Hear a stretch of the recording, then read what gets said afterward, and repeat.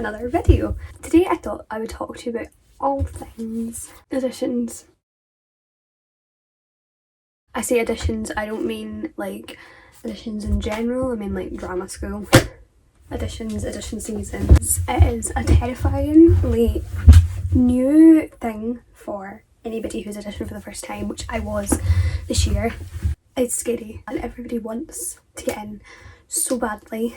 You don't want to have to go through it again. It's expensive, it's exhausting, it can be a lot of fun at times too, but it's heartbreaking at the same time because it means so much to us all. The majority of people don't go into the audition process fine well knowing how grueling it is, fine well knowing that the chances of securing one of those coveted final spots is that little. We all know that it's tricky, and I do have some horror stories from my experience, but I can sit here and say that I got accepted into 3 places. I intended to audition for 8 different courses. I actually auditioned for 5. I didn't audition for 3 of my original plan. What I ended up booking, I only actually went to 5 out of the 8, which I wouldn't really recommend, but there was a reason. I'll get to my reasoning behind that. Hi guys, it's Steve here. I have spent some time and I've gone through all my Snapchat memories that I've had saved from auditions. So I'm going to slot things in real time about how I was feeling, what I was saying throughout the day, etc, etc, etc. So yeah, it's a bit bitty, but I'll pop it in because it might be quite interesting to see how I was reacting to stuff in the flesh. Also, it's important to note, because I didn't actually mention it, I got stuck in a hotel on Arran the week of my Aura audition, so I didn't actually get off the island until the Tuesday or the Wednesday, and my audition was on the Friday. I had to leave on the Thursday, so that was a very stressful time, which is why there's loads of snaps of me rehearsing in a hotel, freaking out. But yeah, that's all. As far as I can tell, I picked my pieces roughly about last November. My audition started on the 10th of January. I would highly recommend booking your auditions early. I don't think there's any advantage in terms of you getting offered a spot over somebody that's later or somebody that's earlier. I don't think that it's going to affect your chances, and everybody works differently. I know some of my friends want the longest period of time possible, so booked as late as possible, and I understand that. Personally, I liked being early because, I mean, it is the 15th of April and I got my first offer on the 24th of January, so I've known for months that I was okay rather than having months of worrying. I auditioned for all straight acting courses, not musical theatre. The one thing I seem to have noticed is that straight acting courses either have really insane audition processes or really snappy audition processes. So I mean like one day, multiple rounds, or like 4 rounds, call back. There didn't really seem to be any in between. We'll go back to the start. Picking the schools I wanted to audition for, let's talk about that. So originally I'd planned to audition for Welsh, GSA, MGA, Rose Bruford in ATA and acting, LIPA, RCS and Mount View.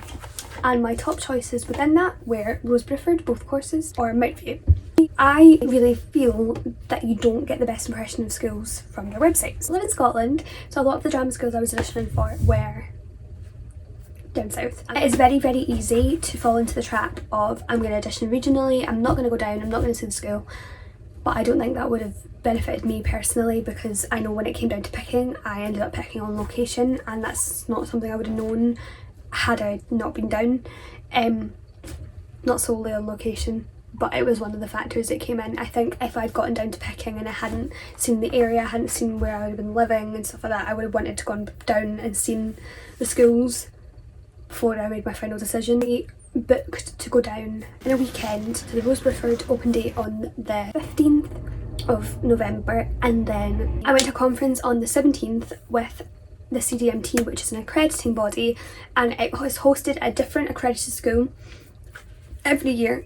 This year it was at Mount View, so that kind of ticked my 2 boxes. It meant I could go and see both schools. I would highly recommend anybody who's looking to do that workshop. I did a voice class with Trinity, I did a movement class with Italia Conti, I did an improvisation class with Aura, and I also did an Q&A all about auditions with Aura as well. At the same time, your parents get to go to talks about funding, talks about the audition process, talks about loads of different things.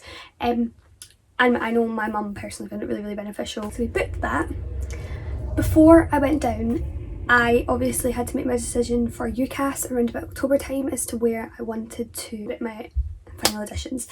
I knew I didn't want to do more than 7 or 8 because that's quite a lot for somebody to manage, especially if I was going to be going up and down, up and down, up and down to London. That's really expensive. Basically, ended up finding out about Aura through a tutor and East 15 through a tutor. I really loved the look of both, especially Aura. So I substituted Royal Welsh and I substituted GSA because the two of them felt at that point like the two courses which were less like me compared to Aura and East 15. That meant that in booking, my final auditions ended up becoming Aura North was going to be my first audition on the 10th of January. Then I had MGA on the 19th of January. Then I had Rose Bruford Acting and Rose Bruford 88 on the same day, and that was on the 21st of January, so only 2 days after MGA was supposed to be. Then East 15 was on the 25th, so you can see I had a very busy week that week. Then I had RCS on the 4th of February, LIPA on the 21st and Mountview on the 29th. So all of my auditions were really going to be done in the space of 2 months. The first thing we did is we booked accommodation and travel for the first couple, because obviously the further in advance you do it, the cheaper it is.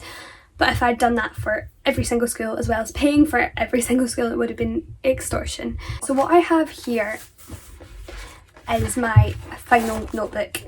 I'm going to explain that. I am a bit of an OCD freak and I ended up having notes scrawled messily on different bits of paper, different things printed out, and it was really stressing with my head. I didn't know what I'd looked at already, I was losing things. I just wanted everything neatly wrote out in one notebook. Which brings me on to this. I planned out so that everything I needed was just here.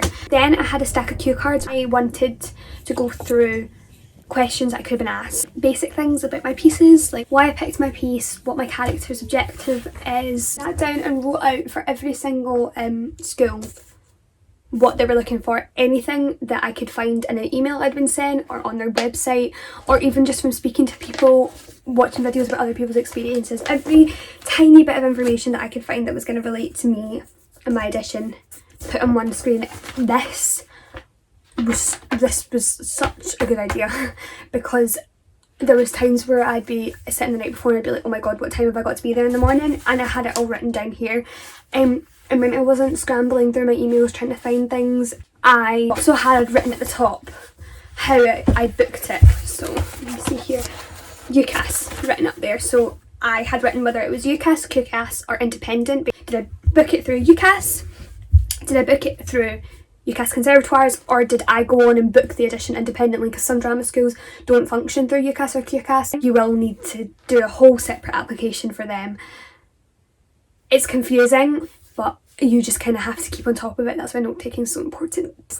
Once I'd done this, it allowed me to see what every school was looking for monologue wise. So I ended up taking 5 monologues. I looked at what each school wanted first so that I could keep that number to a minimum. So I actually ended up with 2 contemporaries, 2 classicals and a devised piece. I worked in these pieces, researched these pieces on millions of different bits of paper, so I knew them inside out, back to front, upside down, and then what I did was wrote them out super neatly with all my intentions, my objectives, and then for my classicals, any words that I didn't know the meaning of, what they meant, down the side, so that before I went in to do that speech, I just had to read it once. It was all there and my notes weren't a mess. Ease of access, make it easy for yourself. You're doing 50 million things. You don't want to be fumbling about with loads of bits of paper.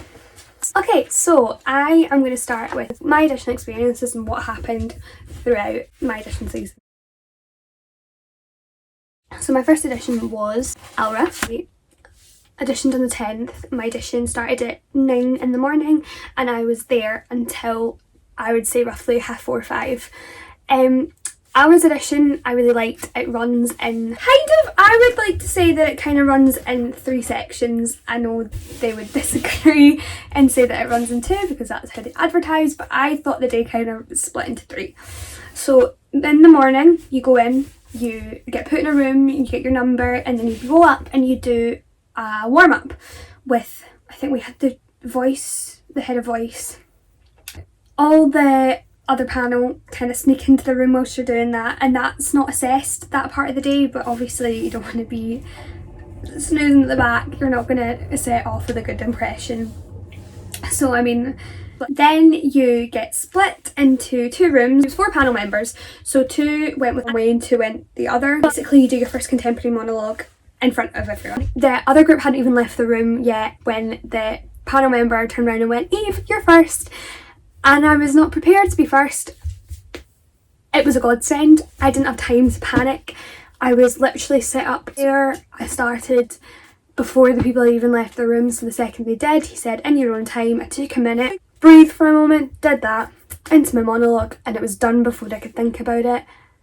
Sat down and I was like, oh my god, I just did my first monologue, and then the nerves kicked in, weirdly enough. I was literally sitting there shaking because I was like, oh my god. And it was over. Then you leave the room and you go into the other panel one by one to do your second contemporary. I was actually last in my group for that. So I went from first to last. I don't know why that happened, but it did. But I ended up with the biggest gap out of everybody, and obviously I didn't know that I was going to be last, so I spent the entire time going, is it me? Oh no, it's not me. Is it me? No, it's not me. So I did have to wait ages to act a second time, but it also meant that I had the shortest lunch break, which isn't a bad thing because basically they go and they deliberate and then they tell you after lunch who they want to keep on. They don't actually put a list up, they just call out names, and I preferred that. I think I would have hated the rammy of a list going up and you all crowding around it trying to see if your name was on the list. My name was on the list, I got to stay. It gave you 10 minutes and then it goes straight into a movement workshop. I really enjoyed it, it was dead relaxed. We were basically asked to pretend we were getting up in the morning, I think, and then just have a bit of a dance around. Oh, and then we did a mirroring exercise. It kind of takes your mind off the fact that you need to go back in and do 2 more individual sessions. So you all go back out and they split you into 2 panels again and you do your Shakespeare. That gets redirected and it's the first time you get redirect or feedback throughout the entire day. My redirect was tricky. I came out of it quite shaken up. I thought I definitely messed up my chances at that point. They asked me to do an exercise where I had to pace around the room, and every time there was a new thought in the monologue I had to change direction. Did that, and then she stopped me pretty quickly and asked me instead to come and write my monologue out on the floor. And of course I, like anybody, started just doing the, oh, I'm writing, because I thought she just wanted me to go through the motion of it, because she'd asked me to keep my head up and keep communicating directly to the audience. But then she asked me to actually write each word, and I couldn't say the word until I wrote the word. I felt really quite stupid. Not stupid, but I felt a little bit disjointed. My monologue felt disjointed because it was so broken. Which then I was trying really hard to keep it connected and keep it truthful, but I was speaking like a robot. And I was like, I just didn't feel like I'd done my best, but I knew that I'd fulfilled the task. So, balance. Then they go and they deliberate and then they decide who you're going to interview with. So the way Aura does it is the auditions actually have MA and BA auditions all at once. So there was people in my audition that were going for the MA and people that were going for the BA. The majority were for the BA, but at that point obviously there would be a split because MA people would go and interview with the head of MA, but they do have 4 different interviewers. I got called in with the head of the BA. She was lovely. We went and we had a chat, and then they basically send you back to the room and then they come and chat to you all and say that they'll be in touch within 2 weeks. My result came in exactly 2 weeks, so that was the 10th, and I got my result on the 24th and I'd been accepted. I cried a lot. I really didn't expect it. I still can't quite believe I got in, especially after audition because I'd had such an amazing experience. It had gone right up to my top choices. So yeah, that was Aura. Then MGA should have been my second audition, however I decided not to attend it. I wasn't feeling great a couple of days before, and I go to RCS for their Introduction to Actor Training, which is a foundation course for the BA acting, on a Sunday. Rose Bruford was my top choice, period, before I'd started my auditions. Especially after the open day I went and I absolutely fell in love with the school. So I was quite nervous for it, and we were doing mock auditions in RCS that day, I wasn't feeling well anyway. I didn't feel like I would have performed my best at an audition. It was a free audition, so I ended up taking the decision to cancel it so that I could go and have a day of really working my pieces before going down to London the next day for my Rose Bruford audition, and I'm really glad I did that. I probably would have rebooked MG a couple of days later, but then I'd found out I'd gotten a place, so it seemed foolish for me to add on another audition at that point and just give myself something else to work towards, because I don't think the next audition date was until like the end of March, and I was like, I'm going to be well done all my other auditions by then. There's not much point. So then I auditioned for Rose Bruford for acting and Rose Bruford for American Theatre Arts on the 21st. I had an amazing day at both. I already knew that I absolutely love the campus, I love the people. It's definitely felt like home to me. I went in, we sat in the cafe before it started. My audition for acting was 10 AM to 1 PM, I think, roughly, and then American Theatre Arts was 2 PM to about 5:30. So there's 12 overall. 6 go away to the tour, 6 stay to do their monologues, and they split it down to 3 and 3 again. 3 go and sit in the cafe and 3 wait outside. 1 goes into the room, 2 wait outside the room, so that basically there's not loads of people waiting outside the room. So I was third. So then I did my monologue. I went in and they said they're not going to redirect. I did end up having redirect, had a bit of a chat, which they say might not happen. I suppose it just depends on the candidate. And then I went and sat back up in the cafe, and then I had a tour. So the tour's optional, you don't have to do it, but there was no point me not doing it because I was staying around anyway, I had time to kill. And it just gave me a chance to network with some of the third years. So then I had to wait, the cafe was open, so I got some lunch at the cafe, and then I went to my ATA audition. ATA was a lot more workshopy, maybe about 16, 20 of us, I don't know. It was a little bit more, and we all did our monologue. I do think that afternoon at ATA it was the best my contemporary had been. I cried, and it's not a particularly sad piece. It was just one of those ones that was a bit emotional, or it could also be credited to the fact that I was desperate for the toilet. I was like shaking. Literally, I was the last one to go because I was like, I'll just do my monologue and then I will excuse myself to go to the toilet. Obviously they don't tell you the order that everybody's going to go in, so I didn't know that I was going to be last, otherwise I would have just sucked it up and gone. But I was last, and I was literally, by the time they asked me, I was shaking, but anyway, got up, did it, it was great, I was happy with it, went and pee. Then he split you into 3 groups for the next part. You basically do 3 workshops. So one of them is a tour, again, one of them is a talk about the course, and then one of them you go and you work on a little bit of the Crucible and talk about it with another one of the heads of the courses, and then they basically just bring you together and say they'll be in touch. I heard from Rose Bruford acting in about a week, and then I heard from ATA. Yeah, that would have been just over 3 weeks. I'd heard, and I had been offered a space at ATA, which is now what I've accepted. So my next audition was East 15. And it was on the 25th of January, so that was actually the day after I found out about Aura. I went, I had a great day. I feel like East 15 was probably my least favourite audition experience. I didn't particularly like how many people was there. All the auditions I'd done up until that point, there'd been maybe between 12 and 20 people. East 15, I would say there was at least 150 for loads of different courses. You get split into a really big group of maybe about 30 from that, and then you go off and you work with 2 different tutors. One sees one monologue, one sees another monologue, so basically you're redirected on one, so everybody gets redirected on their first piece. For us it was Shakespeare. That was great, and it's I would say it's probably more than redirect. It's like a workshop. Literally some people got like a word in and then got stopped. Then you go and you do your contemporary.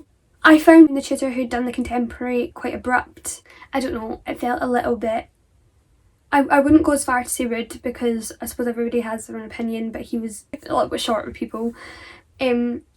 Not so much me, but I was like, the way he was speaking to some people, I was just a bit like, oh my goodness. Not sure how I feel about that, but okay. But that's one tutor, so I was like, right, okay, whatever. And then we went and had lunch. There was a bit of I'm not even going to say altercation's the wrong word. There was a bit of a funny moment with some of the current foundation students, and the way East 15 works is all the current foundations are in with your audition.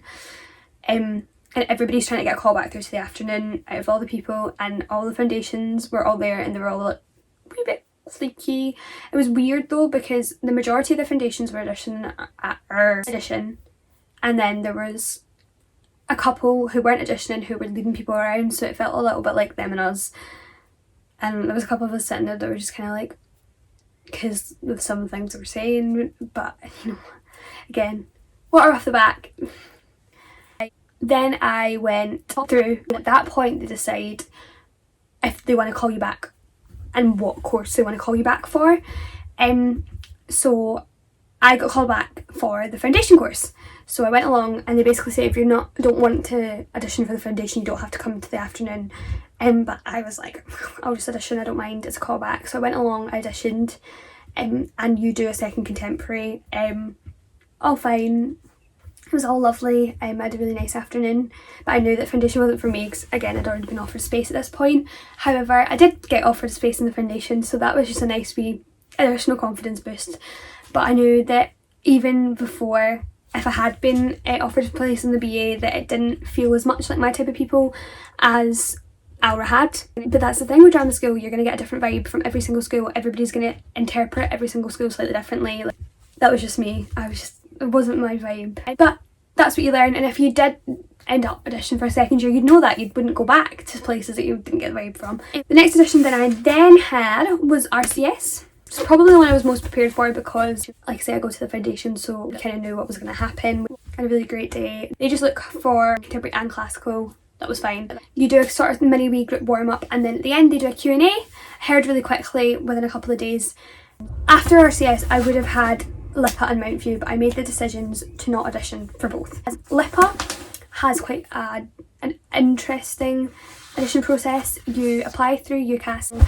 They ask some people to send off an additional, it's like a pre-interview, and it was like quite intense questions. If you don't have work, how are you going to support yourself? That's 5 things that you hope to change and benefit from if you were accepted onto this course. What political, social, or economical factors in the world inspire you in your work? I was like, oh my god.